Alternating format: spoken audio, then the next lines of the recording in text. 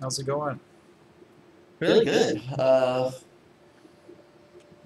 Honestly, this whole week with that chapter has just been quite overwhelming in a lot of ways. I've kind of just made so many kind of connections in terms of how out of body I really was. I was never really grounded. Ooh, yeah, I was kind of autopilot and things like that. yeah, totally. I Even think things like the that's a lot of us. Yeah. It really is, especially things like the vegal break.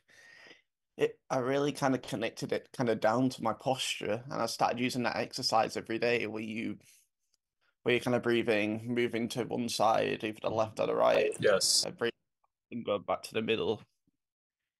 And I've really kind of connected it to my posture, and I've kind of really noticed it at work as well, where at least with my posture at work for some reason I'm always kind of on the left, which for me at least kind of correlates to the stress, the anxiety, and everything else.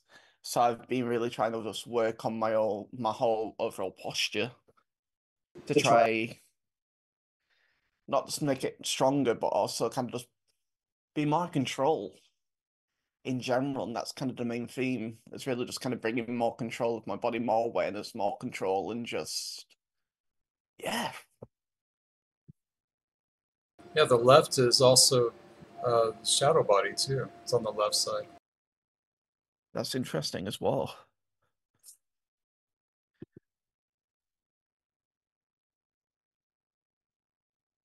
I'm It's really always scary catching how up. Oh, go ahead. Sorry. it's really scary how everything's just kind of connected, especially when you look, you know, the information can KS and how it correlates to absolutely everything.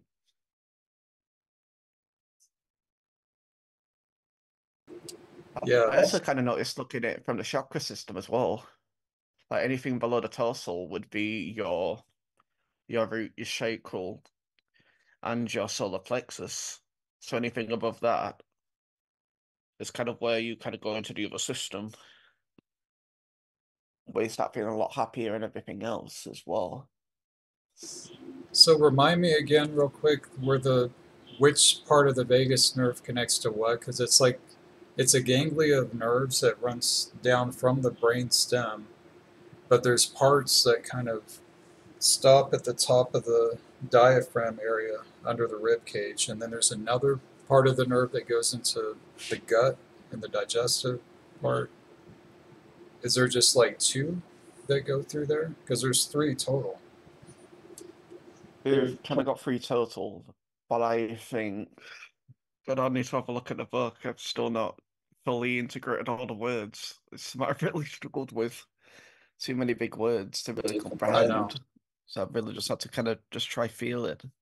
Okay, so anything from the or anything from the solar plexus region upwards would be your ventral vagal system, and anything below it would be your sympathetic, I believe, or something on that lines. All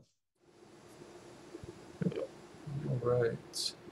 So we've got a few topics to cover this week. We're just kind of evaluating chapter two and looking at the chaos perspectives. There's quite a few things that we could discuss here: engaged attachment, the mentor space and mentee perceptions, the four postures of love, and what else? Also, just some charts to show the location of the vagal nerve, where it runs through the body, and the different levels that are activated in the body when they come on, like dorsal, sympathetic, and ventral. So I pulled up some really good charts for that as well. Okay. I'm gonna get those ready. I've always re-recorded it with Shireen. It was I a know really good she didn't. conversation. I couldn't get her permission on it. I know. It's a, it'll be the right time when she's ready. 100%. All right, so I'm going to pull this chart up here that we can just take a look at here. Let's see. So social engagement, immobility, and fight or flight. Social engagement, that looks like it's from It's a lot of, yeah, a mixture the of parts. sympathetic, won't it? Yeah. Fight or flight will be. Actually, I don't know, In the because back, what would fight and flight be? sympathetic. Is that just a spinal cord reaction? Looks like there's some other charts I can pull up as well here. Let's see. So sympathetic is on the shoulder area. The ventral is the heart, and then you've got the dorsal, which will be chest area, maybe, just below it. Look at this chart here. It says location face, throat, and chest for the ventral. Ability to talk, engage, co-regulate, self-soothe, I think that says, and remain calm. That is the top of the regulatory and evolutionary ladder. Sympathetic, fight and flight, mobilization, location is along the spinal cord. Mobilize the body to fight or run away from danger. Increased heart rate, tense muscles, fast, shallow breathing, middle of the regulatory and evolutionary ladder. So that's what we're coming out of. Dorsal vagal. There was probably a lot of sympathetic throughout our history, right? our Earth histories. Dorsal vagal Literally. and dorsal too. Freeze, collapse, dissociate, immobilization. Location is in the diaphragm, heart, and gut. That is interesting. So there would be a lot of digestive issues going on with dorsal being on all the time. And these are not what we were just discussing. It's not like a polarized type thing where these are necessarily bad. Like there's actually healthy functions of each part of this, of dorsal, sympathetic, that Shamim was just sharing with us. I'm still integrating a lot of this, but we're all kind of putting it together with each other here. So the location of dorsal is the diaphragm, heart, and gut. Shut off from the throat. I can relate to that. When can't fight or flight. Okay, so you're just immobile. Decreased heart rate, low energy, depressed, numb, shut down. Sounds like COVID. Bottom of the regulatory and evolutionary ladder. There's a lot of shutdown that we're just getting out of with this stuff.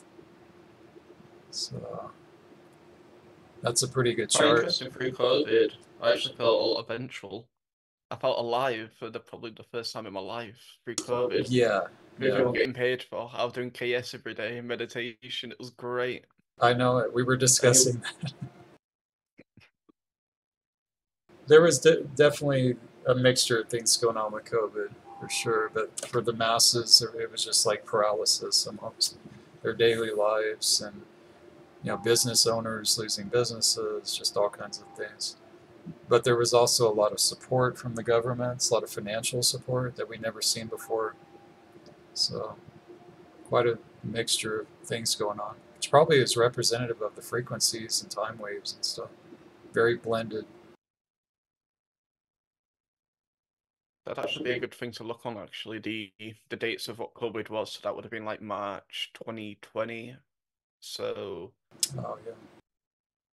so that would have been November, December, January, February. So 4 months in from the trumpet. But then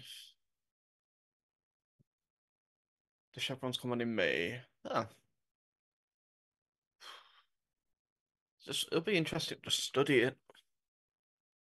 To see the Probably go dates. through a lot of timings. Yeah. So it's interesting. Ventral is the locations in the face, also face, throat, and chest. So it's almost like, I mean, we were talking about the chakra locations as well. It's like there's this evolution that's kind of starting from up top and spreading downwards. Whereas before, I would imagine sympathetic ran all the way up to the brain, and there wasn't as much. There wasn't the ventral, which is what like two. Well, I guess that's like what they're saying is 200 million years ago.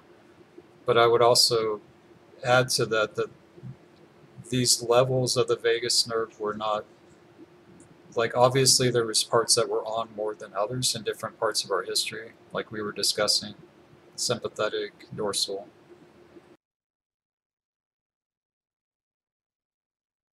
So the ventral feels kind of like a new place to be.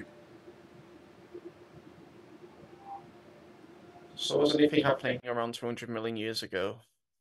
Yeah. Well, this is Darwinism Probably a lot. also that we need to put a disclaimer on there.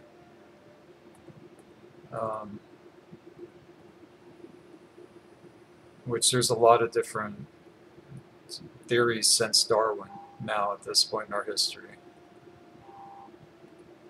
So 3 million years ago would have been when the crystal Island templates are sent up within the 12 and the stargates to regulate how the energy runs for the Earth grids created as a part of a plan to fix what happened 550 million years ago and to facilitate humans here as planetary guardians.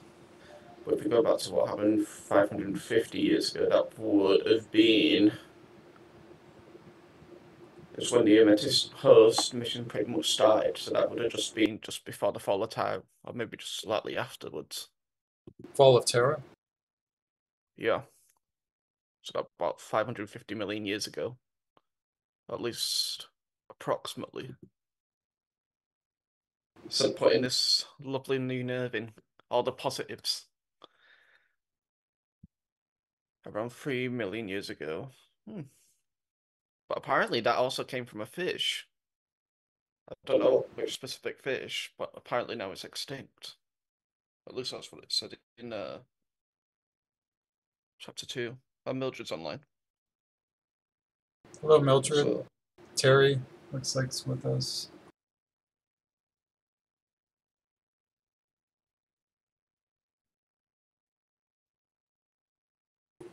Yeah, the fish is it's kind of throwing me off a little bit of putting the evolutionary scale of this because it feels like it's a lot more recent than 200 million years. I have not studied Darwinism to really give an educated answer to it or how all this would fit in with KS or if it's even tangible at this point in our evolution to look at it, you know? Like, I just don't know. I haven't studied it. Yeah, I think life starts very simple and then it slowly goes and gets more advanced, but we know that's not true at all. If anything, we came in very advanced, but then we slowly lost everything.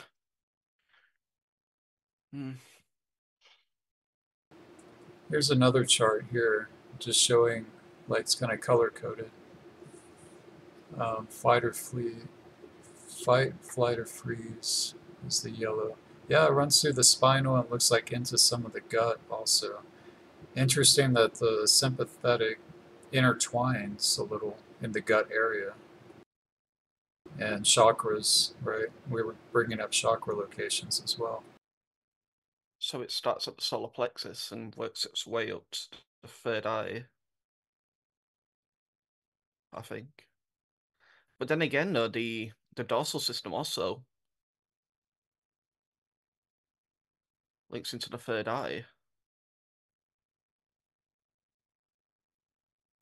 Yeah, it's all one ganglia. Do you remember that triangle? Remember that triangle that we did last night? Yeah, the Adrona triangulation. Yeah, it's all part of that. In the actual diagram, you can see it. Right. That is a really good technique to do the Leitui lens one, mixed with KDDL 3 and the 8 breath. It's really good hygiene for that part of anatomy.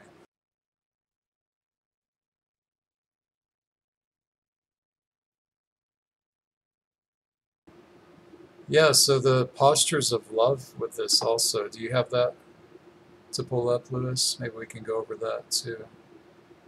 I do. Okay. Somewhat. Anchored. The locations are very interesting, Questions. though, how it's kind of distributed through the body. Um, we were just, I actually went over chapter 1 and chapter 2 with my kids this evening, and there's a little kind of mini technique. Did you do the technique, Lewis? Like where you're like on your tiptoes, leaning forward, side to side type thing, and just feeling the sensation of losing Yeah. balance, and that activates what Yeah, the really. sympathetic, I guess. Which part does it activate when you're doing that? There's all three, I guess you're doing. I believe so, yeah, but if you go to the left, I think it's dorsal or it's the lowest one, but if you go to the right, it does the highest one, I believe. And I've kind of noticed that at work with my posture. Hmm. Because at work, I always, for some reason, my posture was always, I was leaning slightly left. At least percent of gravity was always slightly left. And I always kind of felt really, really anxious and drained and everything else. But as I pretty much became kind of aware of it and started trying to lean more either centered or slightly right, I'd actually feel a lot more energy. I'd feel a lot more calm. So I it really does link into absolutely everything. I've actually got the same thing where I'm leaning to the left too, and we were bringing up shadow body and how that could possibly be linked to it or something like a tug. It's a whole nother subject to go into. Yeah, There's a lot of people having shadow and body. if you think in Merkabahs as well, if you want to go into shadow body, you have to think in the Merkabah locations as well. It's like the top half is 33%. That would be around, we need to see that chart again, the ventral system. But then the bottom part of our Merkaba, where the 66% is, would be pretty much where the dorsal starts and going downwards. Oh, okay. Do you have a Merkabah chart to show us what you're saying? That's in Cathara 1, I think. Not sure which Density 1 light body Merkabah. Yeah. Let's see if I can find it. So big far one. Yeah, so the vagal breaks, we were talking about this being linked in KS with engaged attachment. It's kind of when you're having a conversation with somebody, you can almost link this to like the Ubi network, I guess, the tentacle stuff going out, just wanting to engage on that level. Um, we brought up the analogy of like narcissism in people that are reaching and trying to have you engage on this level of like narcissism conversation, I guess. So the vagal breaks is going to be a really good thing to learn to navigate through those conversations. And KS would, I guess, call it engaged attachment. Did we discuss like if that was, because I think she brought up that's not necessarily the way, because you are still engaging, but you're like engaging with your um, like with your own vagal, like where you're at. I believe that's what she was saying, yeah. Yeah. I'm still integrating it. So Yeah. much fun. Me too. This is like brand new vocabulary that we're trying to put together. But hopefully people can join us. The book is for sale on Amazon. I've got the link posted here. You guys can just search it and probably find it for even less than 20. But it's like $15 on Amazon. It's affordable. And it looks like it's worth every penny because it's pretty life changing actually. So yeah, it says shift your weight, tipped into sympathetic mobilization. So this is like literally putting your physical body into like, oh, I've got to mobilize, and that's sympathetic when you're trying to catch your footing. And all of this is metaphorically speaking too in life, like when you're trying to catch your footing. The sympathetic system or nerve is kind of kicked on, trying to keep up with the bills, trying to keep up with your stress levels, with diet. Um, so even just doing this simple physical activity that it's talking about here is helping you get to know your vagal breaks. Have you got the Kafara level 1 manual? The only ones I have is level 2 and level 3. Yeah, I can pull that up. The foundation levels.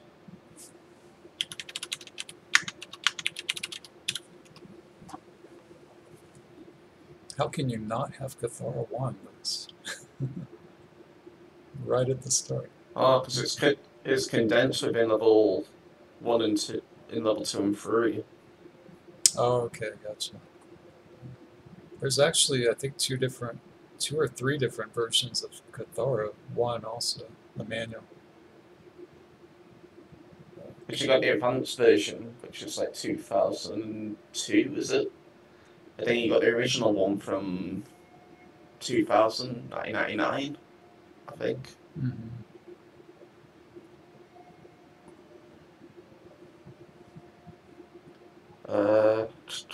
Eternal Lens. One this Fine. Cathara, there we go. postures. So this is level 1. 197. Again, not.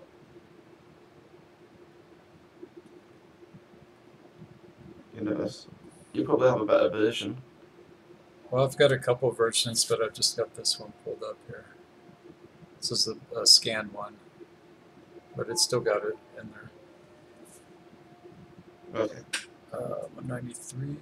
It's 197. Here we go. Oh, this is different than what you just had up.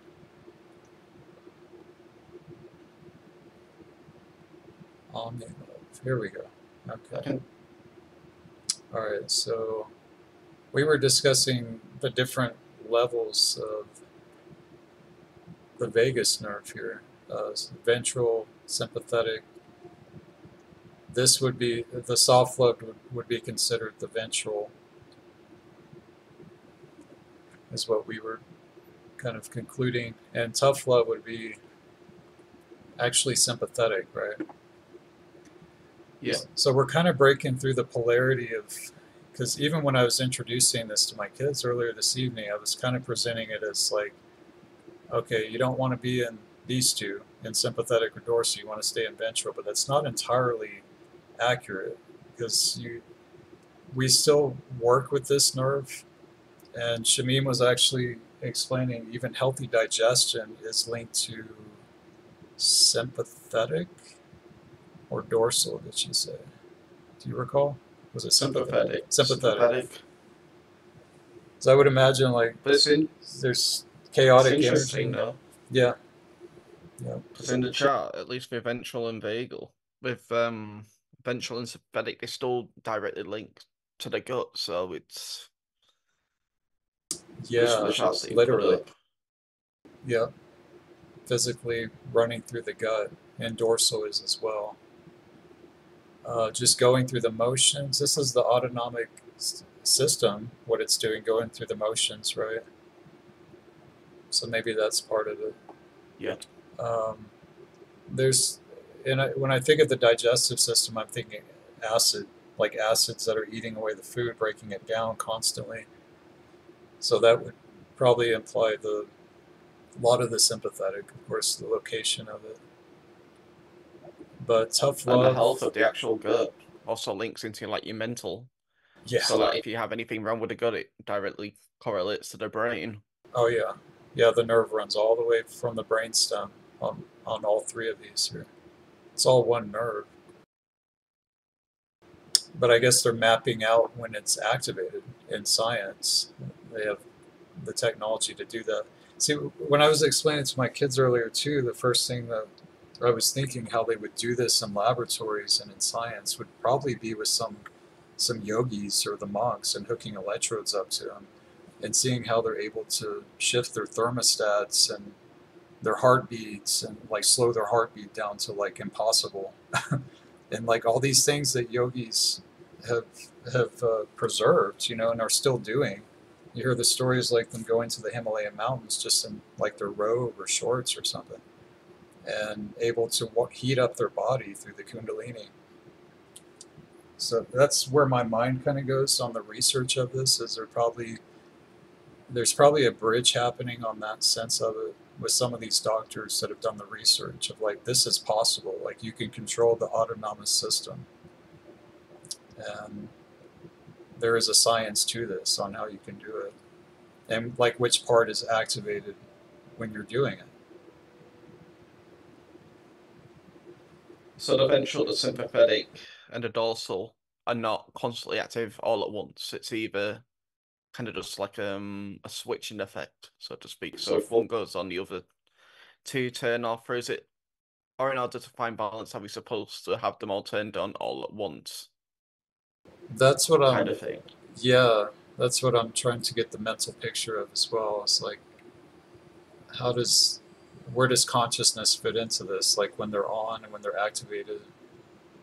And it kind of makes you wonder, like a fully conscious, like, let me, let me find this part in here too.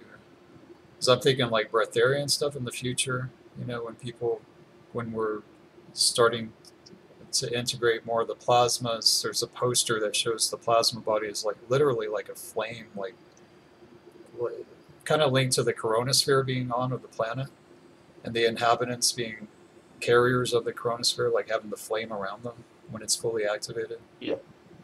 So, and obviously we're not jumping right to that. We're still going to have the physical body, and Erica has been bringing up the carbon silicate passages that we're probably moving into at this point or soon. But there was a part in here about the ratios of the brain. Let me see how much, what percentage is coming in and how much is going back to the brain. It was 80-20. Let's see where that's at. I think it was in chapter 2.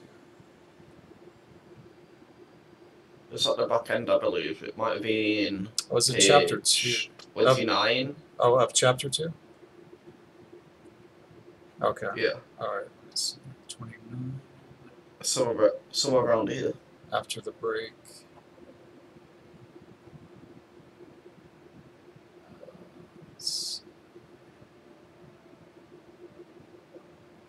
Do we know the specific terminology that she used, because we'd be able to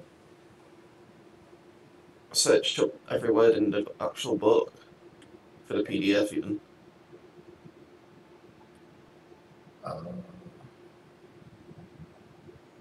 It probably uses those keywords a lot, though. Let's see. It feels like it's right around here. Digestive. Maybe it is before here. Looking for the 20 and the 80. But it was in chapter 2. Do you recall it? I'll just type in. Yeah, it was chapter 2, but I read about it. Let's see, 80. It's going to have a lot of results for that. There we go, found it. Found it. It's page 18. Chapter 1. 26. Oh, 26. 26. Okay. Oh, it's yeah, right there at the it bottom. is. It's just where the quote is, where we're disconnected from our bodies. Yeah. We're also disconnected from the ability to tune into the important information being sent from the body to the brain through the vagal pathway. It's just slightly above. So this is the technique that it's kind of giving you to familiarize yourself with the location of the vagus nerve and the different, the three parts of it that activate. Because I was thinking, whenever I was looking at ventral, sympathetic, and dorsal, this chart, I'm just thinking literal separate nerves, but it's all one nerve. And these parts just kind of come online at different times, like, linked with fight or flight or connection, but this is the part right here. Information carried along this vagal pathway travels in two directions, with 80% of the information going from the body to the brain and only 20% from the brain to the body. That's a really big statement. There's a lot in that for us to really take in perspective here, because there's almost like a lag of how much we're able to process from brain to body, right? And we're taking in all this information every day, and especially now with all the social media and stuff flashing in our faces. And I would imagine it's probably given our brain a lot of exercise to kind of evolve and maybe raise that percentage, right? But still, there's quite a indifference with that, right? Really stood out to me. Yeah. There's a disconnect there, right? But 8% of the information going from the body to the brain. So it's literally all just, it's everything stimulation. There's a lag. It's a major lag there. So it's like this information about what is happening in our nervous system. I was giving the analogy to my kids earlier, like, because obviously, kids, a lot of kids play video games and have the understanding of what an avatar is and how to customize and stuff. So it's kind of giving you the ability to make your nervous system into like a customizable avatar when you really look at it, because you can literally do some of these techniques that it's talking about here. Let me go back, like where you're kind of leaning from side to side.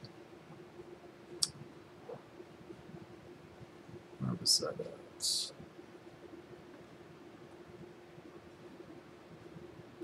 Moving between states. And if you work with this enough, the implications of it is you can literally reprogram yourself, because it's really easy to activate sympathetic, even, just with the physical body of doing this little exercise that it has here. Did I go too far? It's really just becoming aware of the actual feeling of it, or the sensation. And once you're aware of the sensation, then you can kind of go down the 3 different paths of will, almost, just by pure feel. You're right, Michael. Is Michael with us? You Yeah, joined the just Zoom? joined. Hey, howdy, Michael, guys. hey, welcome. You made it. Good to see you. Hey. Yeah, I finally made it. It was great Awesome. to see you guys. Looks like you're just getting reconnected on the social media platforms too. It's glad to have you back. Yeah, Yeah. yeah. Thanks. Yeah, I've been incognito, as it were, just staying away from the social media. Right? But now definitely it's time. Yeah, you just feel it. It's percolating up. Totally. Yeah, there's a lot of community coming together right now too. Yeah. No, it's great. I'm loving everything that I'm hearing from just all of you guys' experiences. Like so much of it is just resonating with my own journey up to this point.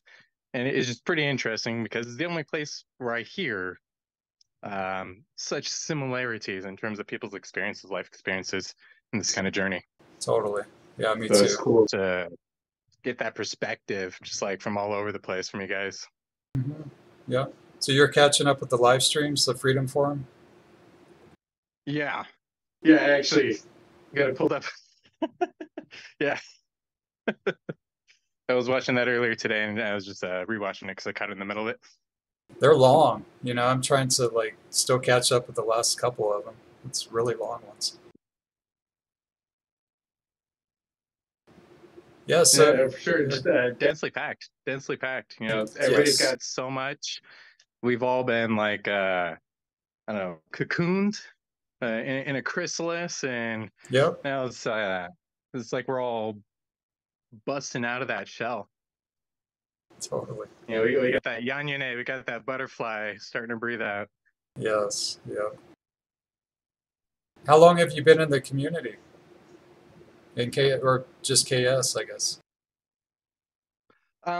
So yeah, in different ways, from childhood, and then at the cognitive level, really recently, probably 2016, 17 forward, I started getting more on the path of directing toward KS. And we started talking as I was getting familiar with the freedom teachings. And you actually helped point me toward Arrayas and the plasma tech. And then I just spent a long time just kind of soaking, trying to clear out the distortions that I'd picked up from using the light body tech. Oh wow. And so Very yeah, experiential. yeah, very, very. Were you doing those during the trumpets, or what was the timing on that? Yeah, I think it was kind of around that timing. I had an earlier experiencing kind of around 2009, between 2009 and 2013. I was kind of having a lot of intuitive work that now getting familiar with the teachings, the freedom teachings, and the Tantra E-LAi-sa teachings, it really has just put a lot of my experiences from that point and from an even earlier point in my childhood all into perspective. Wow. So you had some experiences as a child that kind of clicks into KS, like sci-fi. I call them sci-fi experiences stuff. Was it ETs or up in the ship or what was going on? how far? Yeah, there have been ETs, mostly like seeing a lot of UFOs and stuff. My dad had a lot of encounters with grays and stuff, so I had some of that growing up. Oh, wow. But what I really remember, because Lewis was talking about the aurora dragons, like in the water. Oh, yeah.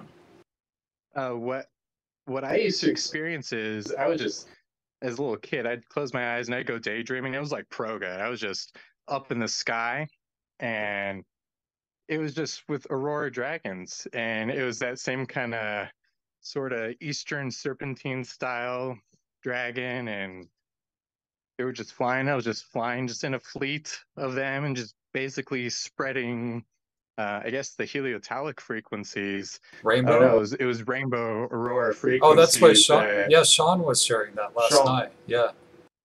Yeah. That was Sean. Yeah. It's incredible. So it was mixed with frequency. These creatures like going through the ocean and everything. I was tapping into that when he was explaining it. I was wondering if that was like activations and there's like assistance from these other planes of existence or something, dragons, you know. That's pretty cool. It was interesting. It was like I'd go into daydreaming as a kid and I'd just be there, and for a pretty long time it was just kind of like when the visions like come really intensely on you and you close your eyes and you're just somewhere else. Yep. It was like that. Like I was up in the sky, and sometimes there were people that I could, by their energy signature, oh, I know this person. Either I know them physically or I know them non-local. I know them as a, part of a greater team kind of thing. Wow. It's a lot of connection. As a child, that's a lot. Yeah, and it was like sinusoidal. There's a lot of periods where I needed to redevelop that connection. And now I'm looking to redevelop the social aspect of that connection. I feel it's important to kind of spread that shield horizontally collectively now that we're past the trumpets phase. Yes. Yeah. So you're working with KDDL3, all the new information, everything? Up to date. I'm still catching up on a lot of the workshops. I go kind of slow because I got ADHD. Yeah, we are too. We're trying to catch up to all of us, man. We're all with you. It's dense. It is, and I just love absorbing it and soaking with it, and just stepping back and just taking a look at reality around you and life around you as an experiential thing, and just kind of seeing the revelation of the Christic teachings in action, in experience. Yeah, that's what this is about, for sure. So, have you been studying much of what we're reading here? I think, did you just get the book this evening, Anchored? Yeah, I got the book. I've gone over a little bit of it. I haven't read past the preface. I am somewhat familiar with the theory, and I watched the stream that you guys previously had on the subject. Wishamim, yeah. So you're like the first member of our book club here. So thank you. We're like co-creating this little platform here. Thanks for joining. Yeah. So we're all gonna put it together. Exactly. We're all pieces in the puzzle. You were talking the other day about like feeling the missing input in the streams for like other people that like they could be here inputting on the subject in the co-creation. Yeah, I was like, Yeah, no, I felt it when you said that. So like, all right, let's step up. Okay, all right. So you've Yeah. been studying this for a little bit, the vagal nerve and everything, vagus nerve. Yeah, Okay, yeah, all right. When yeah. did? I've got some training in massage therapy and manual therapies, and I've got a lot of study in the body in other areas, which I'm sure probably all do. But Yeah, you kind of get to know like light body and stuff. We were actually looking at the Cathara centers too, how this would integrate with it as well. But sweet. it's good to have your input on it. So how long have you been studying it? Thank you. Studying it since yeah, again, probably around 2017 or so. I just started a journey of, just kind of starting out with podcasts about spooky shit, and then somehow making my way into deeper studies until I got a hold of a copy of Voyagers. Actually, that was later. Like, I ended up going through some of the what was her name? Lisa Renee. Uh-huh. I ended up going through like some of that stuff for a while, and then from there I started getting different keywords for searching different things, and started looking up Melchizedek and Ternusium and so forth, and that was getting me closer to the freedom teachings. And then when I actually did get to the freedom teachings, it was like some of the Azurite Press type of stuff. And I was like, I think I was on this website back in the 90s, early 2000s on like Windows 98, Windows XP. I seem to remember this and studying this then. Wow. Um, but then I got a hold of a copy of, I think it was Voyagers. And inside of it, it's referring to the Yanas, and it defines them as an eternal guardian collective.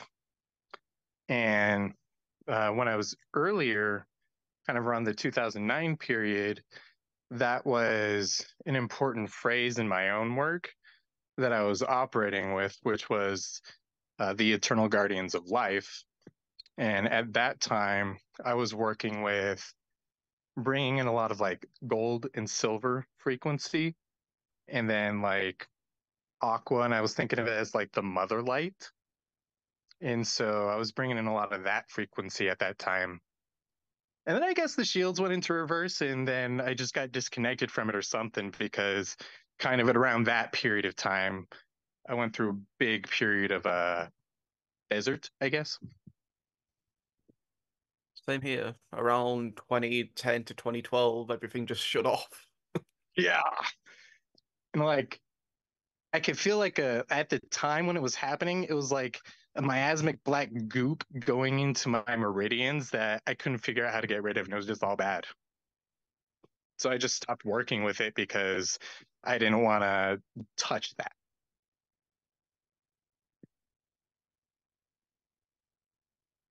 There was quite a few people that kind of drifted off after the split, and there's been some that's come back. There's other people, like we're just always holding a space for people to come back anytime they're ready. So it's good to see people that have gone through that and processed it. It kind of leaves it's kind of leaving pathways for others to go down to make their way back to it if they so choose. It's trailblazing. Yes, trailblazing. Yep. Yeah. And I figure that's what we're all doing here. We're trailblazing from here to the end of the cycle. Totally. Yeah. Yeah. So how much have you studied of the vagus nerve and the sympathetic and ventral, all these terms here that we're piecing together? You that familiar with this? I'm familiar with all of them, yeah. But the ventral vagal and the dorsal vagal, that's what I'm excited to start studying between. Yeah. Okay. So have you been actively working with this, with the vagus nerve, just in daily life awareness? Yeah.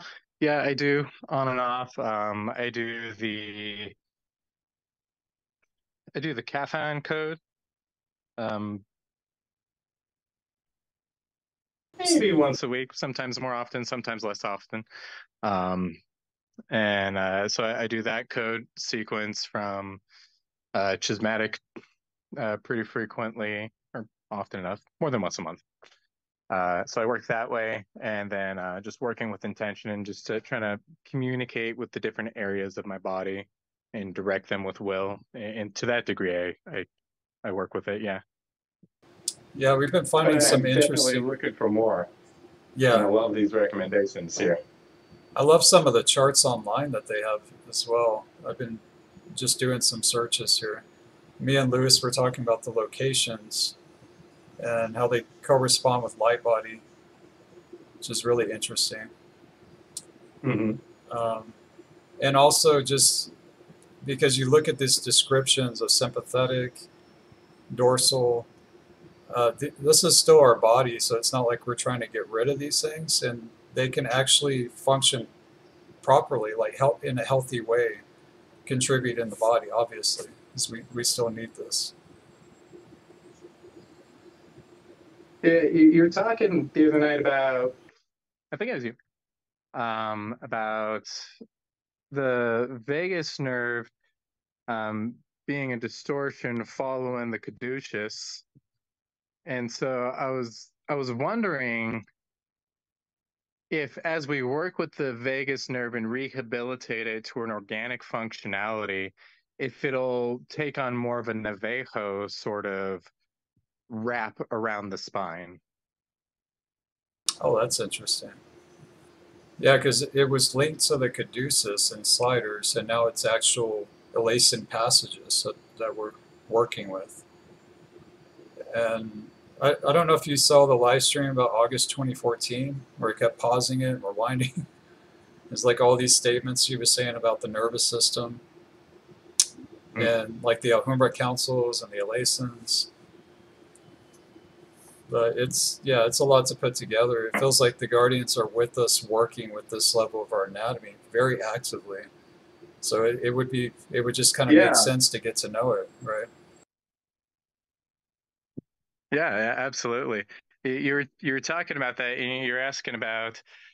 I think the question at the time was the relationship between the Alhambra councils and the tryptophasic anatomy. Yeah, yeah. Because in there she's talking about how it's controlled by the Alhambra cathedral passages. There we go. Right. I can get the words out. And so my conception of that is that because we're operating at all, like physiologically, we're operating at all these different levels. And so we're operating within the frequency, I think, I mean, I'm not sure, within the frequency spectra of those given levels. So operating within the tryptophasic frequency spectra, my understanding is that that would be the aurora D planes spectra, which would be coming through the aurora gates, which, as we know, is a natural part of our anatomy. And so within our anatomy, my conception is that's where that frequency spectra would be, I guess, transducting, importing into our anatomy. So that way it can fill out the anatomy of the tryptophasic body. That's interesting. I don't know, like even that was external. kind of my conception when you were talking of it. Yeah, totally. I feel that. And just in the same way, like the Cathara grid brings in our light body spectra. Mm-hmm. What do you see with that, Lewis? The Aurora continuum, the Aurora platforms linked in with our anatomy, and how they're like bridging through our nervous system at those levels. So it's not jumping directly from plasma into physical because we still have the three paths to work with. What my understanding is, like the Aurora platforms are just like the in between, and then you have external, which was like, I think she used the word Amenti in that, the original Amenti teachings. So external goes from go from where we currently are now to the Dimension 12 or Stargate 12. So the middle path will be where the God worlds are, won't they? So you're a dash return. We'd need to get up the map of the God worlds from the what was that workshop we talked about yesterday? It's 2007. Oh, Crystal River River Dance. Dance or Yeah. something.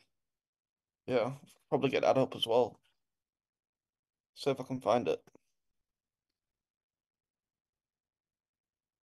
So that'd be a really good manual to just kind of check out so that we can actually start piecing together.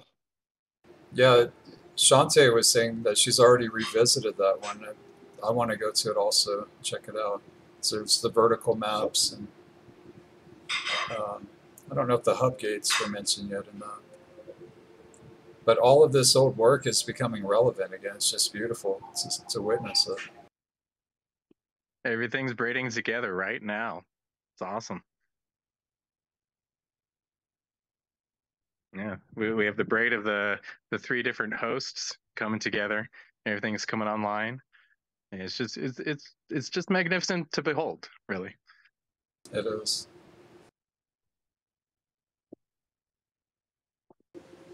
River Dance. So you had been working with like the Mahart Shield or Flame Body, and then just getting adverse reactions, and then came back to the plasmas, kind of cleared it out.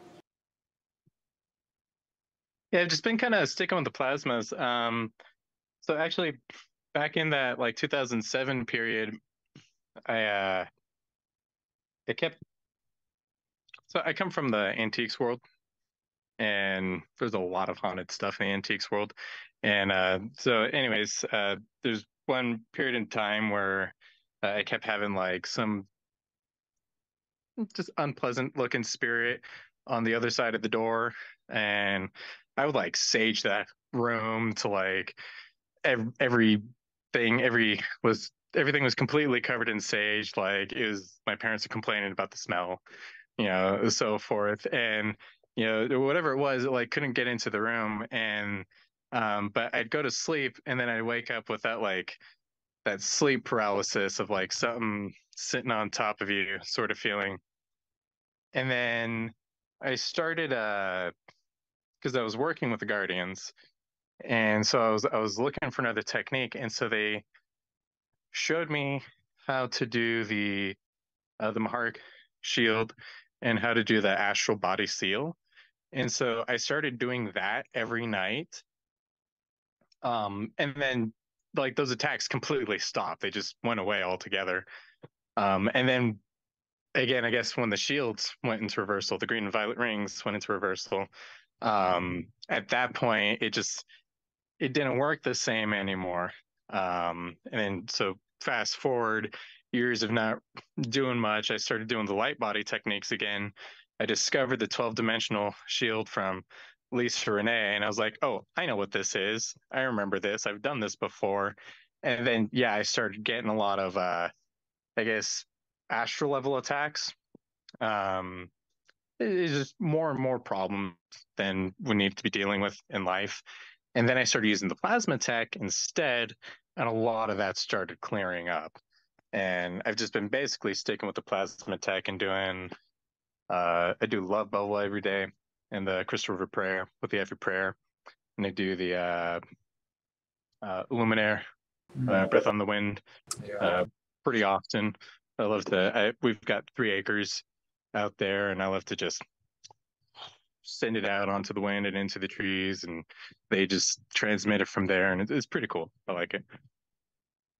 That's And awesome. the Aruba technique, the clearing technique, if like I feel like kind of particularly harassed, I'll do that Aruba clearing technique. Solar plexus. Banshee.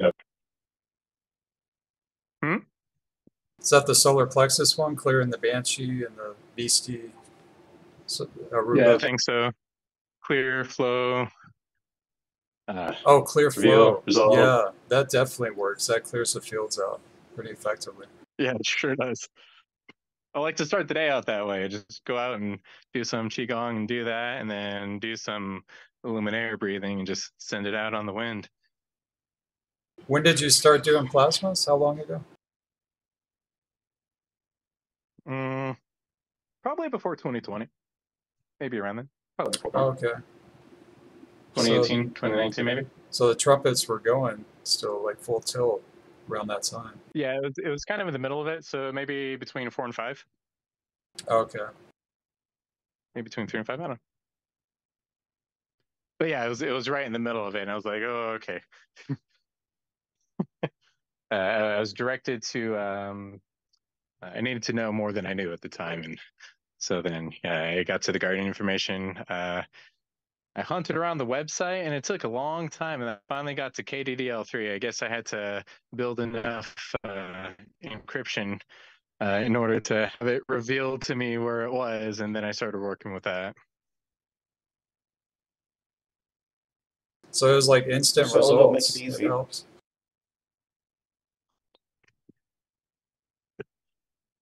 When you started, but the lack of easiness is the preparation, I think. What was that? What were you asking, Lewis? I don't matter.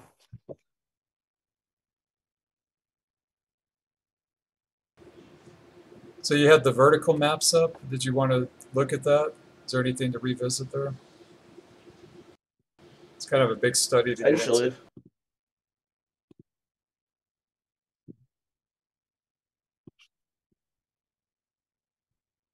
Now it's just kind of just looking through it again because there's so much that we actually miss.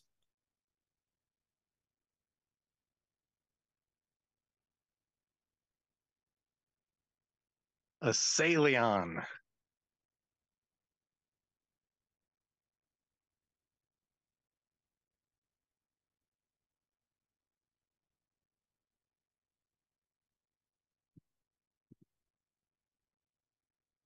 I just love the frequencies and the names of the Aurora platforms. Hmm. Whereabouts in Colorado are you from? Because I'm more. Oh, I'm about 2 hours away from E-LAi-sa, which was one of the coincidence. 3 sites. Like she mentioned the caves in KDL3, caves, oceans, and clouds, I think. Something like that. And I think that one's the clouds, Cloud City. But I've been resonating with the cave one more. And she brought that one up. The Aruniwa? I think Araniwa, yeah. Which is actually, does it pop out on Eartha or is it median? I'm just trying to figure that out.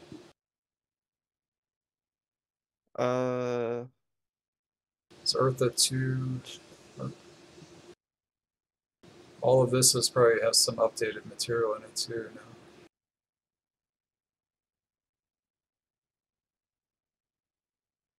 So for 22. Yeah,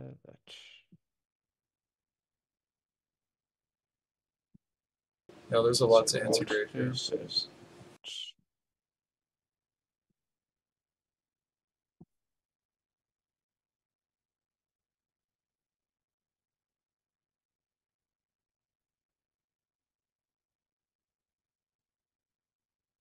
Hey, watch here, man.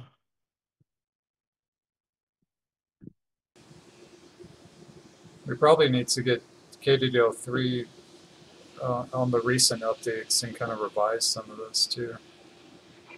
But she's probably going to have the handbook for that. I think they said they're working on it. Let's see. Go down. Is this the KDDL2 manual? One. Yeah. Okay. That's a cool map. Yeah, that's got a lot there. Eartha 2, D2. I think that one of the books that we haven't gotten yet from the Tantrulea was something about like an atlas of the Ekaveka system.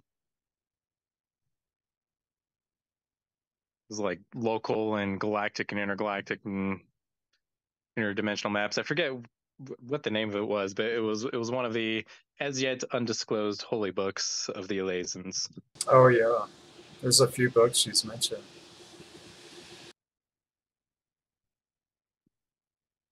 Voyagers 3, even, I think she was talking about. Yeah, that came up. She also talks in Voyager's one that she's going to do another book, and it's just before it's gonna be released just before she passes, and it's gonna talk about kind of life Oh yeah, after we ascend or something. life after Earth. Yeah. So the outer ring there, where it says 15, it has aria. So that's the Silent Sound Councils, the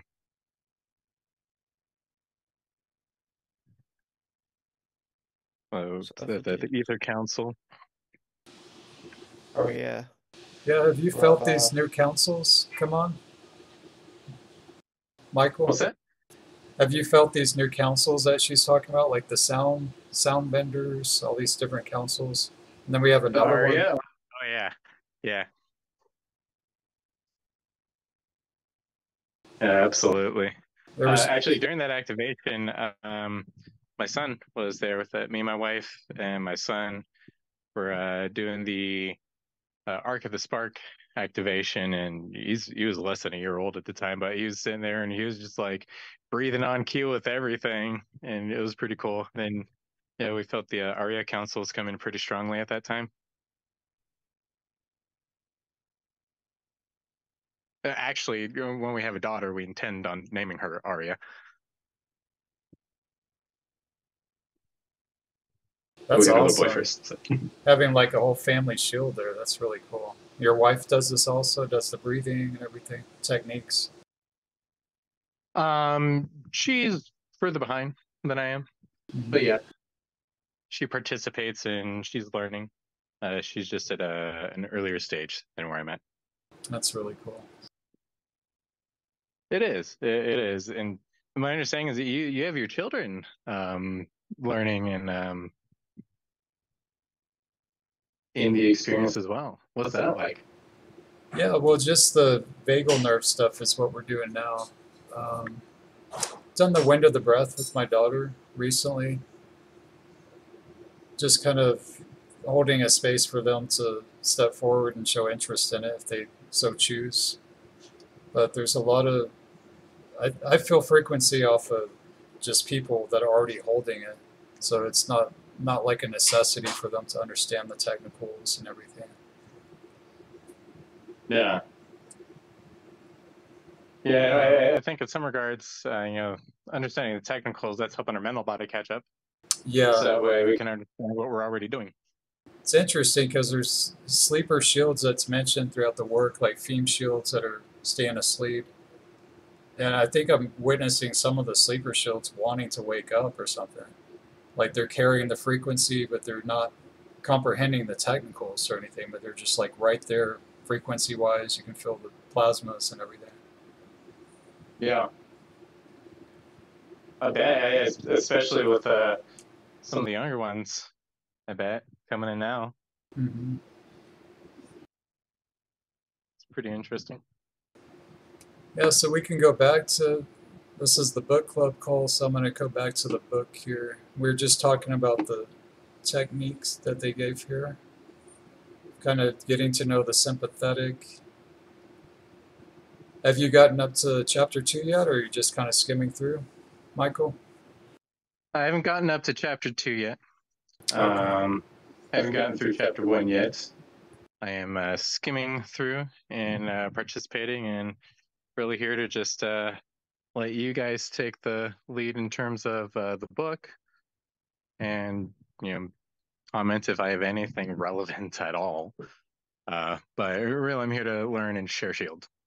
Totally. Thanks for your co-creating here. Appreciate it. Thank you. Absolutely. Yeah, you've been trying to probe me into coming out and participating for a while. So definitely. Yeah, thank you. So let's get on with the book. Tell me about, we just read chapter 2.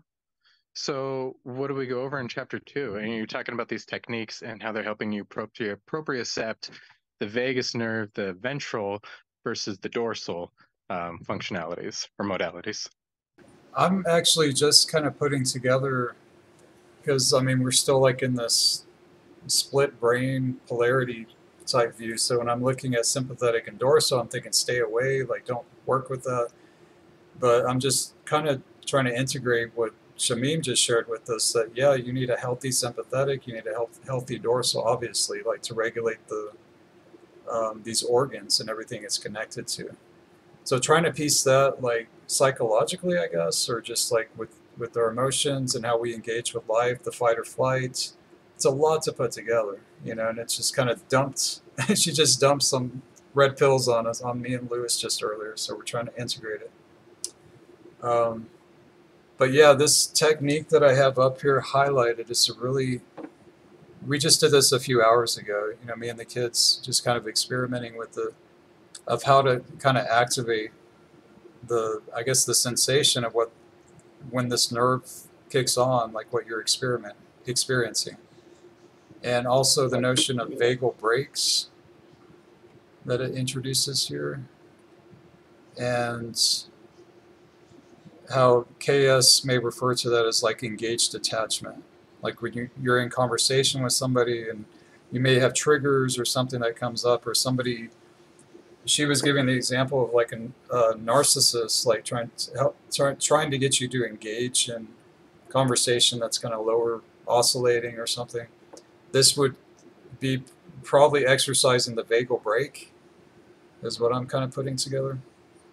And feeling your breath cycle, just going inward and being aware of it, and knowing how to adjust this brake, right? So engaged attachment kind of came to mind with that. Do you have anything to add to that, Lewis? I think you were adding some. Very much summarize it up really well. What was your experience with this, like shifting your weight and feeling sympathetic mobilization? Yeah, so it all kind of linked back into my own posture. It's kind of at work, at least in the environment I'm in, I'm always feeling really stressed, really anxious, very angry, and everything else. My emotions are really out of whack. But really, this kind of book really just kind of taught me about kind of going back inside, trying to really anchor in my consciousness kind of back into my body and become more aware of my own patterns and everything else. And I kind of noticed that, at least at work, I don't know what it is, but my posture always kind of leans more to the left. And then kind of when I did this technique where you kind of, so you breathe in, and then you kind of shift either left, and then you kind of just feel it out. What does it kind of make you feel in terms of the stomach area? And you kind of do it the same thing, then you breathe back out, go back to like the midpoint, breathe back in again, go to the right, and kind of see what you feel. So yeah, it's been very significant for me, at least. I'm starting to see how it's all just everything's kind of connected in with my own.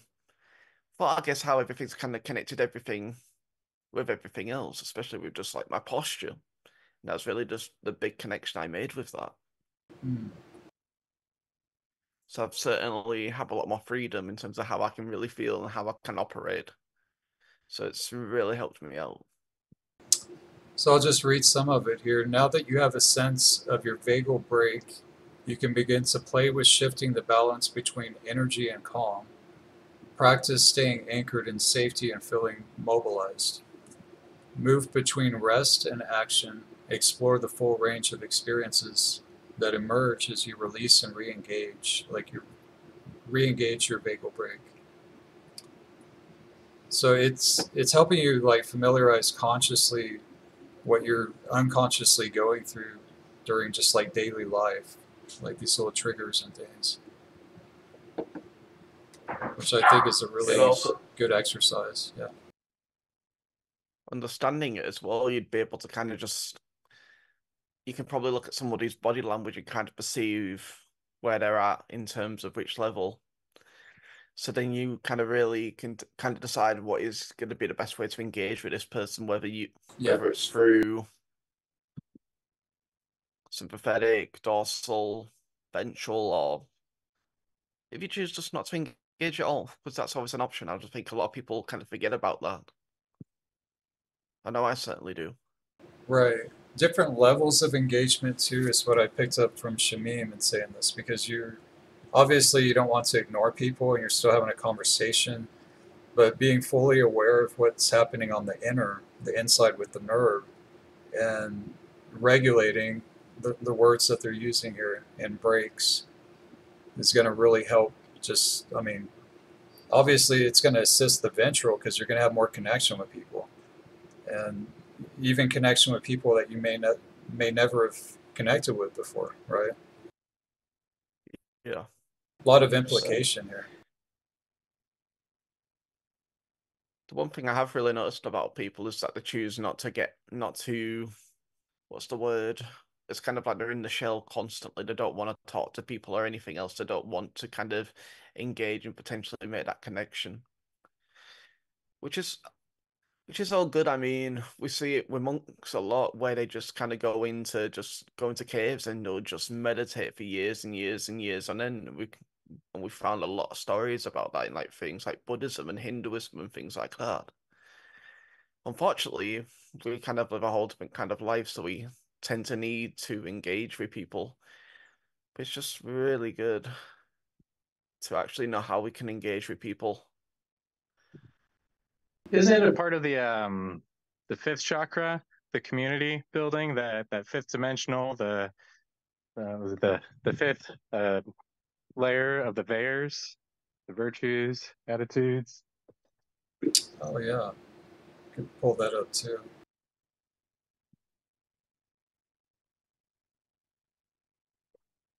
Even so up there as well. Social engagement network, the vitriol. Yeah, so 5, virtue, community.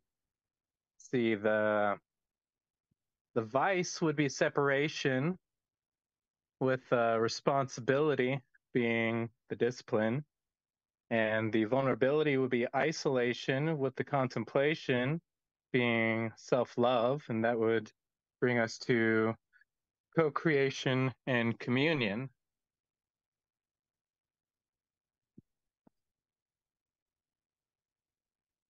As the noble trait.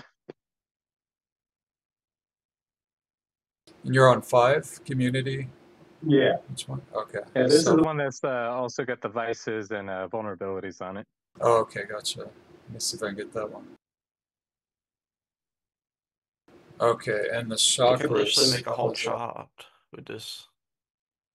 It's kind of like what we were talking with Shamim about earlier, about potentially making a chart in terms of which attitudes and everything else and disciplines would best correlate to the ventral, the sympathetic, and the dorsal. So then we can actively start to integrate it into our daily lives. Because I think currently, with a lot of this stuff, it's that we're currently unconscious of it. So we don't even know really what we're doing. We're just kind of in autopilot. Mm-hmm. I'd also like to see this chart color coded for the dimensions. Yeah, that would be nice. Yeah. There was a chart that actually was color coded with just the VARs, but I think it was before the Wheel of Freedom. There was a KSer that put that one together. That might be a good starting point on it. I can pull that one up too. Let me find that. Yeah.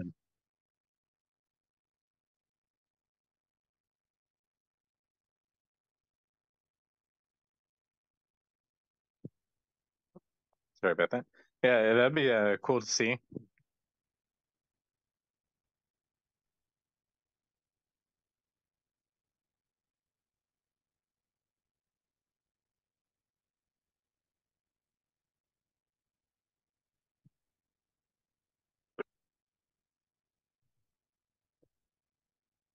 So I noticed with the Zephyron, as it's pulsing the intraviolet.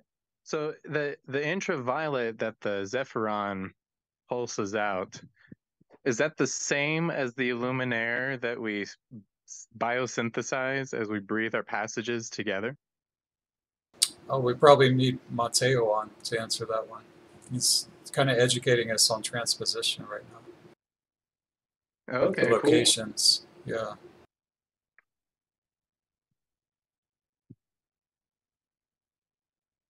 But anyways, I was just making the connection the other day about the vices and the disciplines.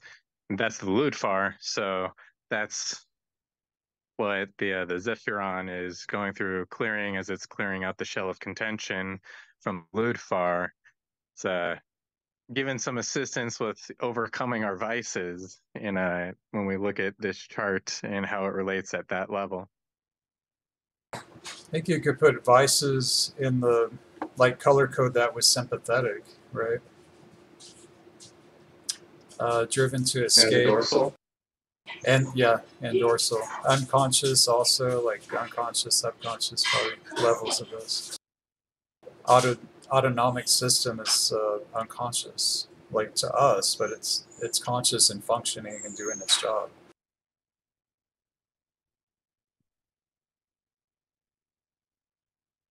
And so the subconscious and the conscious, that's that was a result of a split because of something to do with torsion fields. Was that what that was?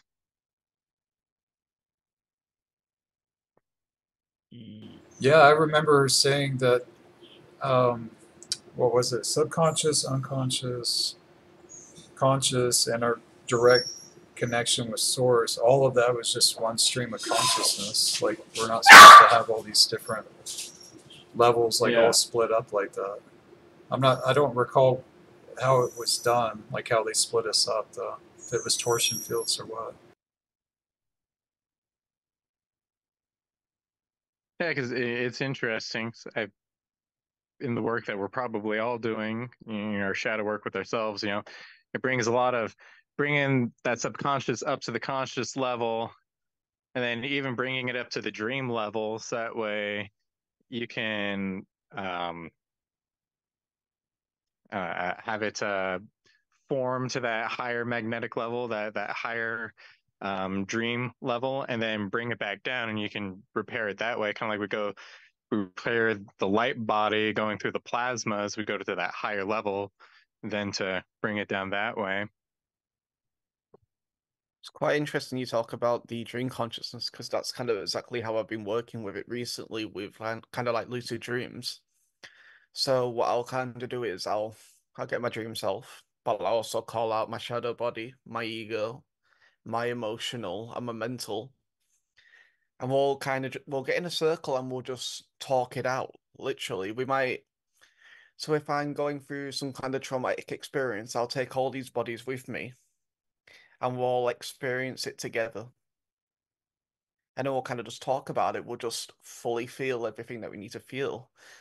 And I find that there's a lot of kind of disconnect between these various kind of levels. So it's a really good way to start, at least in the DNA braiding level, with the sub things of DNA, where you can actually start to create a lot of connections between all levels of your bodies that we're currently aware of, at least in this current body with the astral level. So that would be 4 strands of DNA and 12 substrands. So 12, 24, so 48 strands in total. Emerald Sun.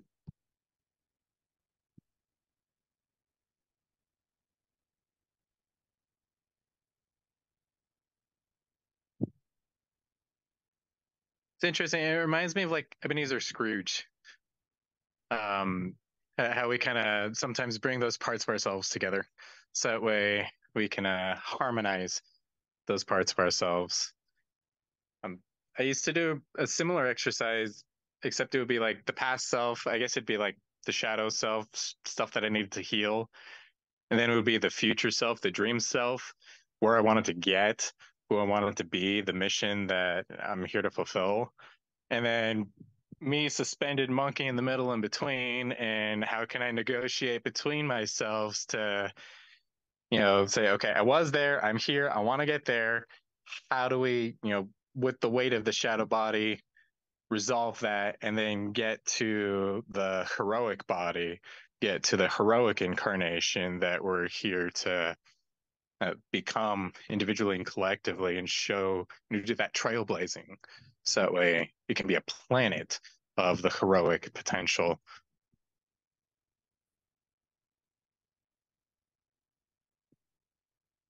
I'm sure that's what we're working with in sliders, with the with the 12 selves and the 12 probabilities, kind of bringing it all into kind of one. And that whole thing's a massive distortion on its own because I believe as we start to kind of integrate the other parts of ourselves within the 12 selves, all the karma and everything else will actually start to leak into our own reality field. And I think that's kind of where the Flimmer Cosmere kind of comes in, and the I don't know what it called. It's like a goo or some kind of. It's like I don't know how to describe it. It's kind of like a buffer field. So it's kind of like all the karma that kind of comes in will be just transmuted instantly. And I think they talk about that in things like Buddhism and things as well. The only thing with Buddhism was they didn't really have the technique, so they had to kind of deal with all the karma as it was kind of coming in and as it was kind of bleeding into our own reality field.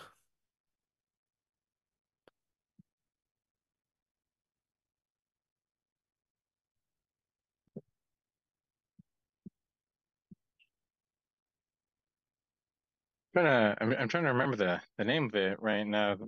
The Danakahara disharmonic.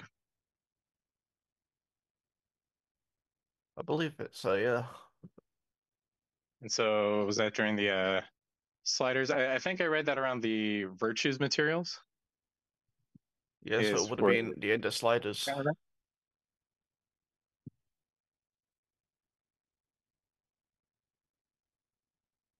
that sounds right. I think the virtues workshop was between 9 and 10. No, it's 2011, like right at the end, because it was the Mirror in the Sky one, wasn't it? Where we bring in all 12 virtue codes, and we inducted them or something. One for each chakra or whatever. Yeah, the mandalic code inductions. Yeah. That's actually a technique we should do eventually with the Freedom Forum. It's literally because it's a really, really powerful technique, just kind of inducing all 12 codes from the Mirror in the Sky workshop. Because obviously now we've got like the 13th and the 15th, etc. Mm-hmm. But at least for me, I find that it's really powerful just inducting them individually. And I don't know why. I don't know, but I was thinking about it yesterday. I was thinking about going and pulling the book that I printed out, and I did I guess it was color pencil. I colorized the virtues and going back into that and doing those mandalic code inductions.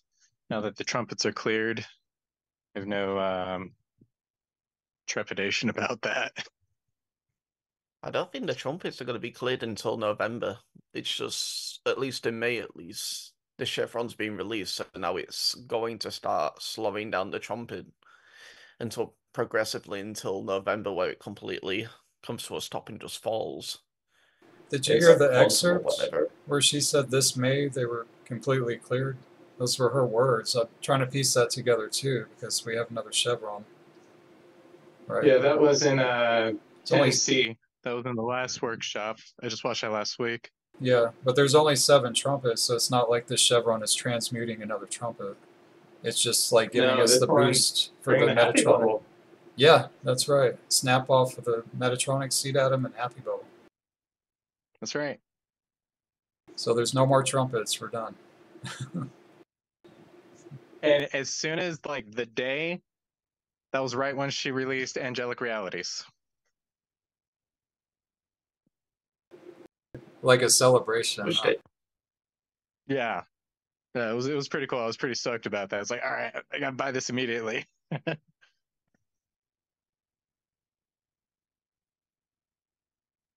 So now I've also been working with the epsilon technique more as well. You talked about like inductions a lot, didn't you? Because I know in Voyages there's actually a technique. It's that 3-word technique, isn't it? I think it might be epsilon, like kind of what you said. Have you been working with that to actually stop the abductions? You know, I don't think I've had to deal with that in a pretty long time. It was, I think it was probably at the latest, it was starting to work with the plasma techniques. It was probably the latest that I've had to deal with that. But that was kind of something that was more young childhood and 20s, mid 20s.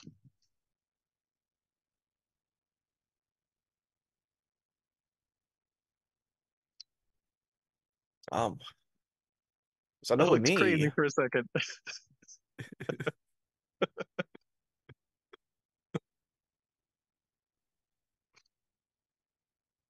right? I know with me, That was pretty good.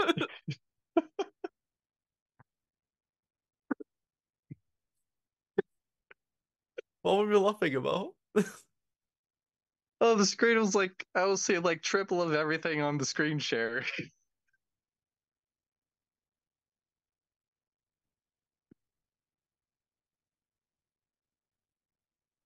But you were trying to share something. Oh, I was just gonna say I actually used the epsilon technique. It certainly worked. I'll say that. It certainly worked. I pretty much woke up in a ship. And kind of what happened was I was just kind of wandering around. Nothing was there, but then I came across loads of these kids and all these contracts. And I remember they wanted me to sign this contract, and then I became very, very lucid. So I ended up ripping up the contract. All these other kids had the contracts. So I was ripping up those contracts. I was getting chased all around the ship, but then I just kind of woke up. But it seemed to work though. That epsilon technique does work. Yeah. I know Yeah, there's a bit I of used it. controversy about it in terms of how Was we it? need to pronounce it and things. Yeah, Oh yeah. because there was like a massive discussion about it. But I mean, I didn't even know about the Greek pronunciation of it, to be Well, wouldn't honest. that be personalized to our own codes? You know, how our bodies are pronouncing the tones? I assume so, but I think the technique the workshop that it came in was specifically Greece, which I think is where the logic behind it came from originally. Hmm. I didn't Well, someone I know that it email works over to when us? people are doing stuff. You meet somebody that thinks they can harass you a little throughout your day. And I know it works to very quickly disengage that in a, you know, a peaceful way. And just as we were talking about disengaging, a new technique has just popped up. Have you got that uploaded, Chris? Because I know your YouTube got taken down and everything else. Which one? Epsilon? The Epsilon, yeah. Yeah, it's still up. Oh, happy days. I've got all the videos backed up on the Telegram group now too. Freedom Teaching Preservation, just in case. You got that archivist gene. Yes, yeah. There's a few of us doing it. It's a group effort. It's a discipline in itself, learning how not to be a hoarder and then how to resolve it when you do become one anyways. Yeah. Do you have a lot of material, Michael? Yeah, I've got a fair amount of material. I like to archive things, particularly things that I think will be hard to find later. Yeah, totally.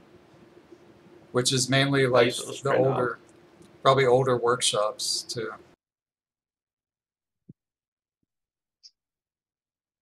How do you Yeah, find all the I know I space sourced for all a the lot of. manuals? What's that? How do you find the space for all the manuals? Because I printed out about 5, 6 manuals, all in binders, on top of all the new books, and I'm like, how the hell do people store all these? You need more bookshelves. The hard copies? Yeah. Those are kind of hard to find, like the original manuals. PDF They're is not original everywhere. ones. I got all the PDFs and I just printed them all out, put them all into binders. Oh, okay, So all right. the useful ones that I really. So yeah, I've got a not enough binder that's space. full of all the plasma tech, all the newer stuff. And then I've got some binders. I think I've got like Cathara 1 in a binder, and I've got just a bunch of techniques in kind of like something like this. It's just a little thing. I can reference the Crystal River Prayer as I'm like sleepy in the morning in case I forget a line. um, I just do most of it on the internet right now, or on like a digital right now, except for like the critical stuff that I'm like, all right, I want to sit and soak with this and really understand it and flip through the pages for a while, because I just don't have the space personally, but I look forward to.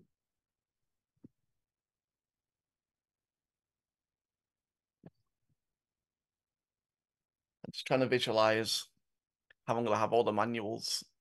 I'm bringing it in. I'm bringing it in. Hopefully. That's that dream conscious. Yes.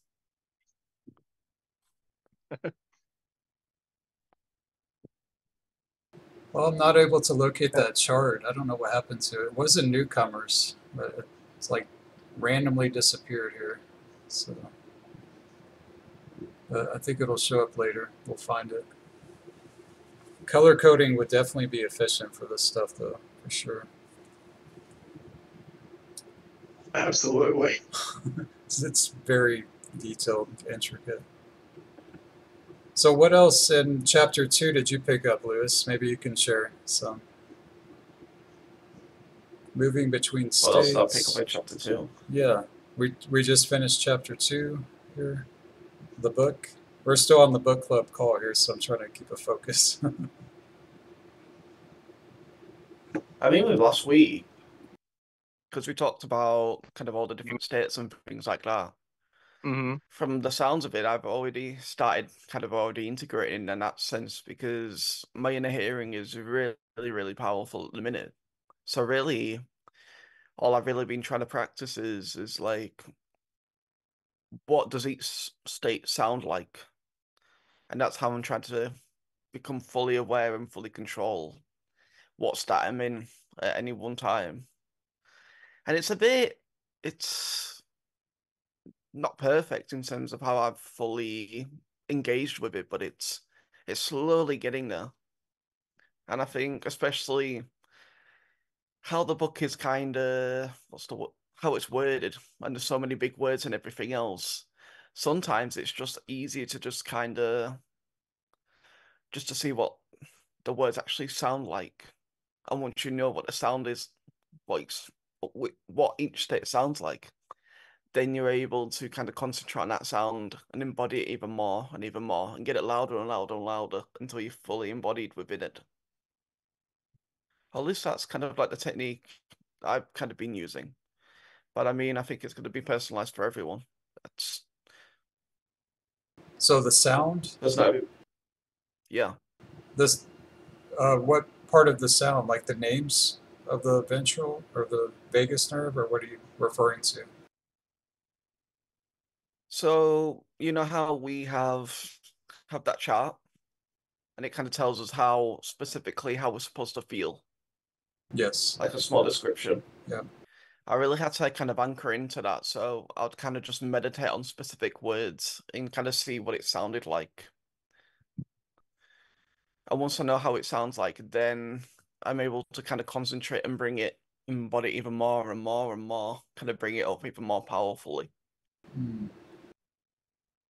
It's so weird because it sounds like, like when you're having a hearing test and it goes like,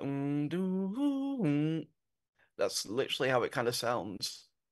Okay. It's not perfect because I have to be in a meditative state to do it, but if I can figure it out how to bring it into physical life, so to speak, I think it might be very powerful.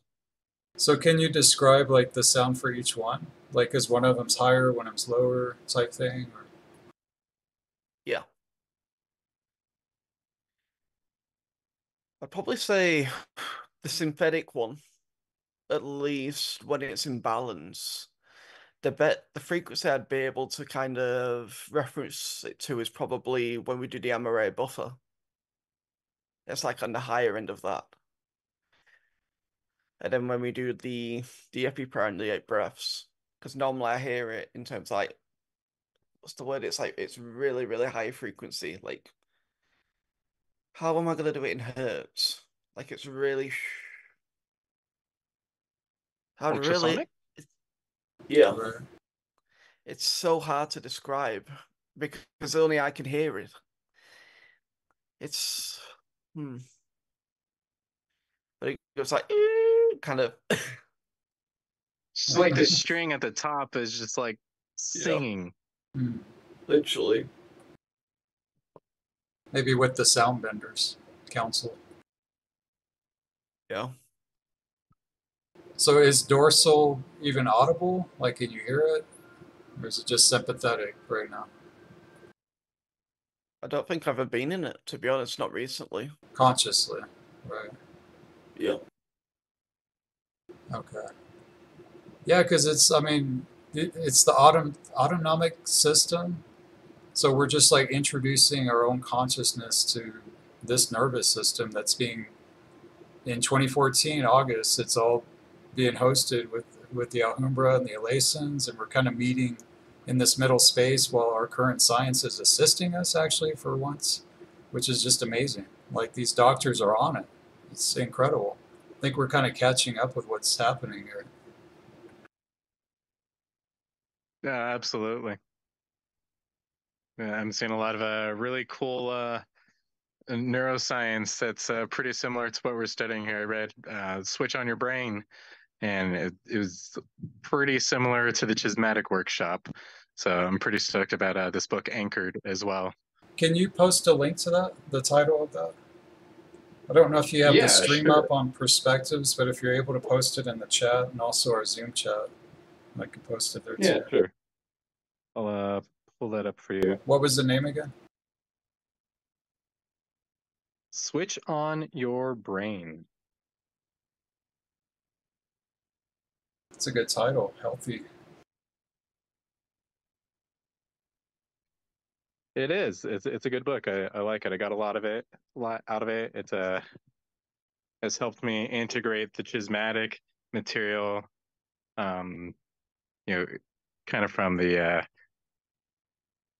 more surface level science, surface population science, or mainstream science. It's not really mainstream science. It's kind of like off of mainstream science, but the head of neuroscience these days, we're seeing a lot of the same kind of stuff. And you're right. It's cool seeing the bridge between those industries that used to be kind of far out of this information. Right. On the title, it says featuring the 21-day brain detox plan. What does that actually involve?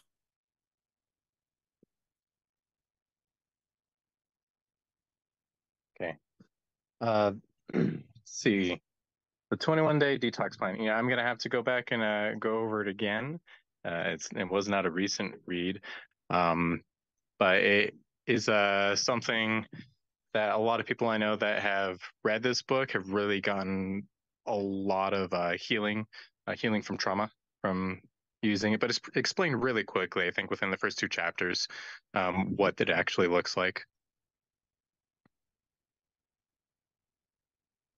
Oh, perfect. I'll go buy it now.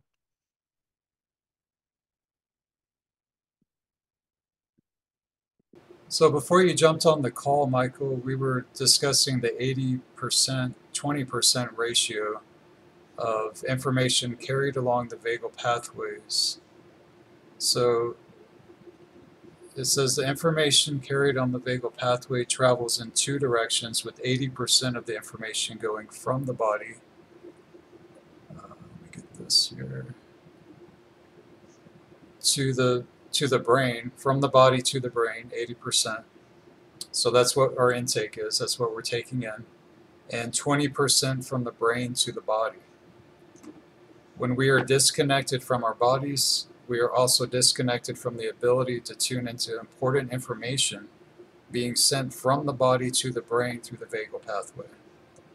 What do you get from that? Those are pretty big numbers there, right? 80-20. Like there's a lag time happening. It's the Pareto principle. You know, it's 20% of your effort's going to get 80% of your return. Or, you know, 20% of people at the party are going to eat 80% of the food. It's just, it just seems to be a part of one of those geometries of nature that keeps revealing itself.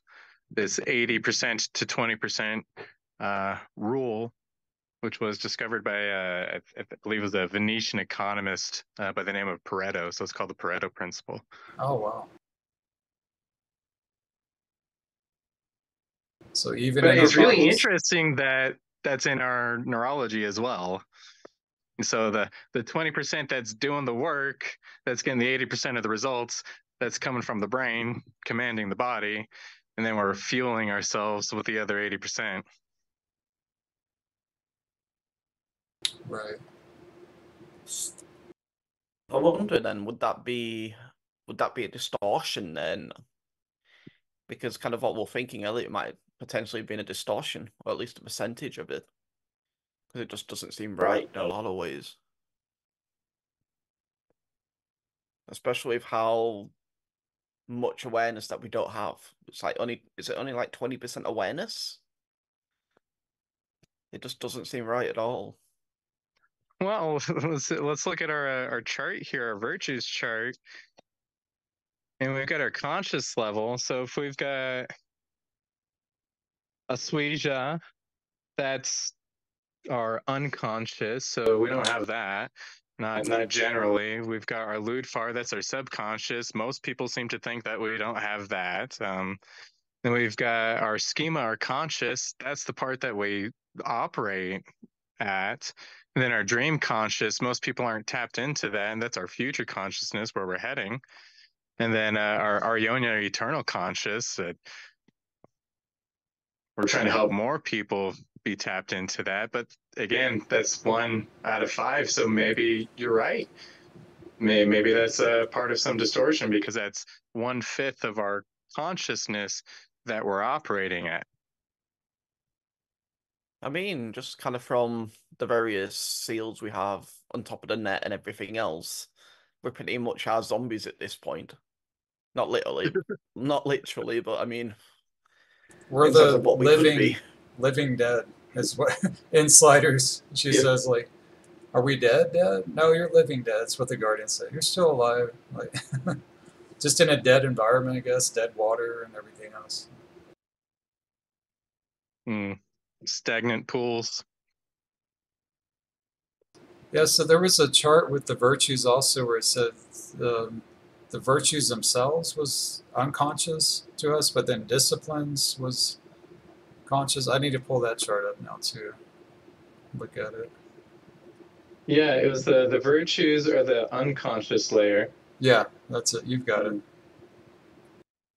And then the attitudes are the subconscious layer. Yeah. The responsibilities are the conscious layer. Disciplines and then abilities are the dreams. Disciplines are subconscious, right? No, sorry. Disciplines.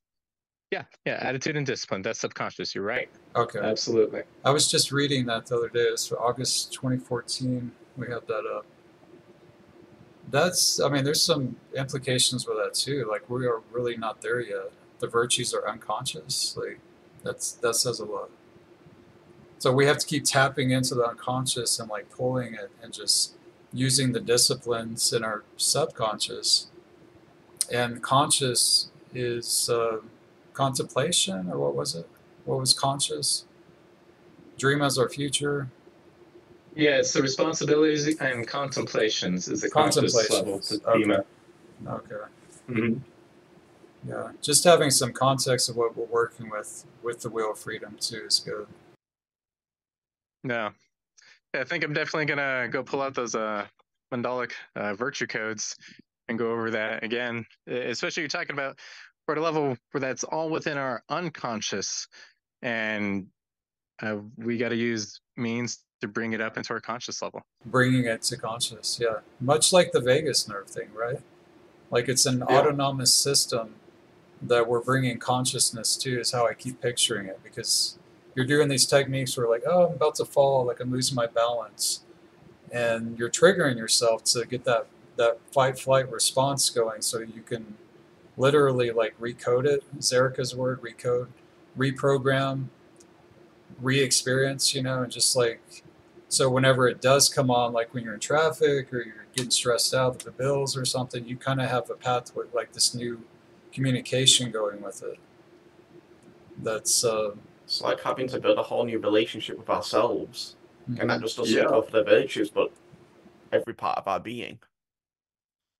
yeah, Yeah. yeah. And the Guardian's assisting us through all of this, the E-LAi-sa passages, the vagal sheath code, the cation code, like, yeah, it's a lot. We have a lot of tools here, a lot of support in the way of even modern science and KS bridge, like also bridging into KS, it looks like. Yeah. No, it's cool. Everything is braiding together. It's cool. So even the modern science level is braiding together with what we're studying here, what the Guardians have given us. Yeah.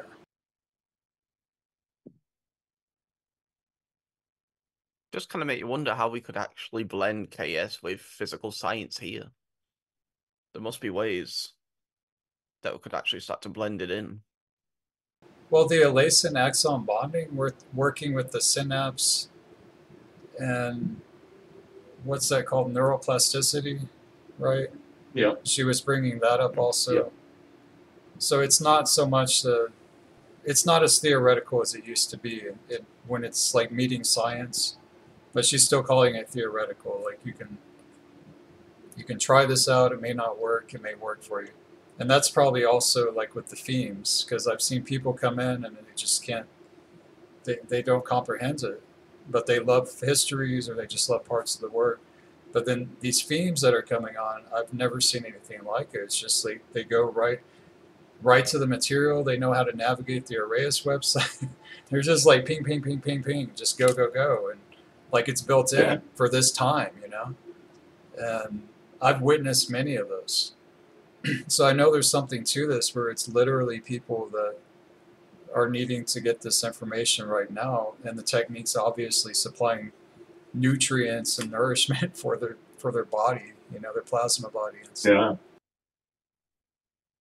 Especially that Illuminaire.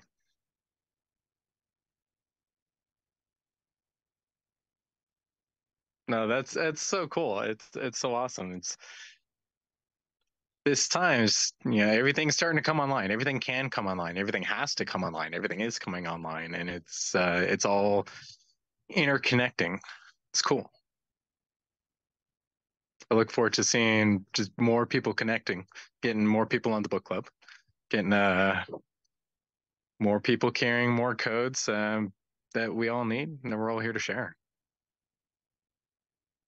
I actually know so many people that would want to participate in it. I just don't think that we don't advertise it enough. Yeah.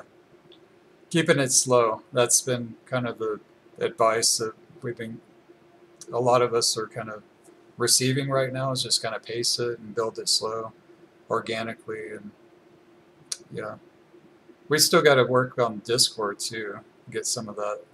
That's where we connected, Michael, right? Discord, this round when we reconnected. Yeah, about this. Yeah. This is in Discord. Originally, we connected on Facebook, but I avoid Facebook. Yeah, a lot of people are right now, and that's why we were migrating over to Discord and trying to just kind of revive it. Yeah, I'm loving what's coming from it, and I'm loving the community building, and it's that fifth dimensional layer. It's that true blue community building. So I wrote down some notes with our conversation with Shamim Lewis. It looks like so we talked about the 4 postures of love. Soft love being dorsal, tough love, sympathetic, but also the mentor-mentee perceptions. Do you remember that? Like, what were we discussing with that? The mentor space, which is like the right side, receiving information. There has to be a mentee for the mentor. How did we connect that with this information? Do you recall? She was blasting me with her. I was trying to take notes and keep. She's been doing this for a couple of months, so she's way more advanced than us. Just kind of being a mentor to us. It was kind of based on ego, wasn't it, or something? Okay. Something along those lines. I can't really remember that much, to be honest. Yeah, very, very advanced there. I was trying to keep up with the notes. I hope she doesn't mind me mentioning this also, but she's very much into Chismatic, and she's an amazing artist, and has contributed to our Christic artist group. And some of her paintings are just like moving, like just really vivid because of the integration that she's put into this. It's really amazing. She mentioned a term, it's called triptovagal living mentor circuit, which allows the gentle, non-conscious, continuous integration. Now that's where it's getting into, like, you're having a conversation with someone and you're almost like filling this pool and you're feeling your vagus nerve activated and stuff, but you got the brakes and you're able to, like, okay, whoa, I'm not going to get triggered, like, it's all right. And just everything that we're trying to co-create here on this platform, basically, just non-polarity and just learning to just hold yourself in a good posture with it, which this science is giving us. It's laying it right in our laps here. It's like, okay, let's just get to work. Let's do it. On the chemical level, on the chemical level.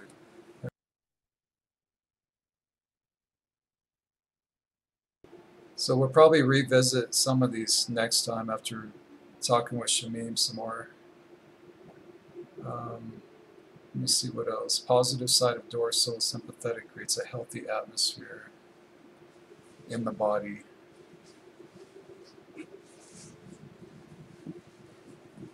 So I guess we can close with this. I was wanting to read this last part of chapter, I think this is chapter 2 here. And it's exploration, befriending the autonomic hierarchy. With an understanding of the architecture, responsibilities, and survival actions of each autonomic state, we can move from cognition to embodied awareness. Our starting point is in the state of healthy homeostasis.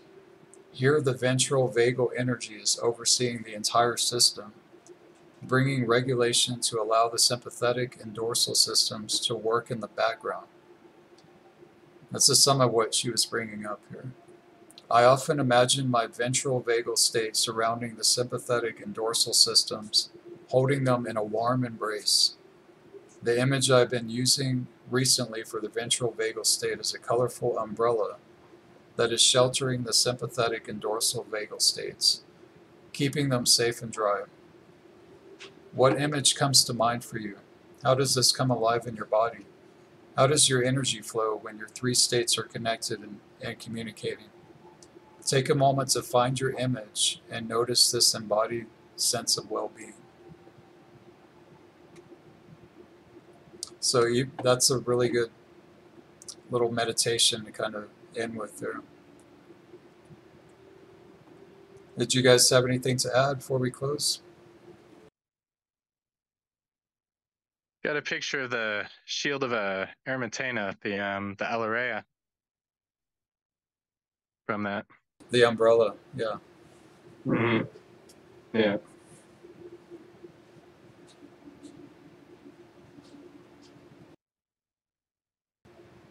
Lewis, did you have anything else you want to cover on it or close with? I think we covered everything. That's good. All right. Yeah. Well, thanks for joining, Michael. I appreciate it. This was like our first official one. We just did the announcement last week, so you're officially. Yeah, thank you. Recording in progress. Recording stopped. You're on board here. So we're gonna do like probably every other Tuesday. It looks like we'll kind of meet up and catch up with the.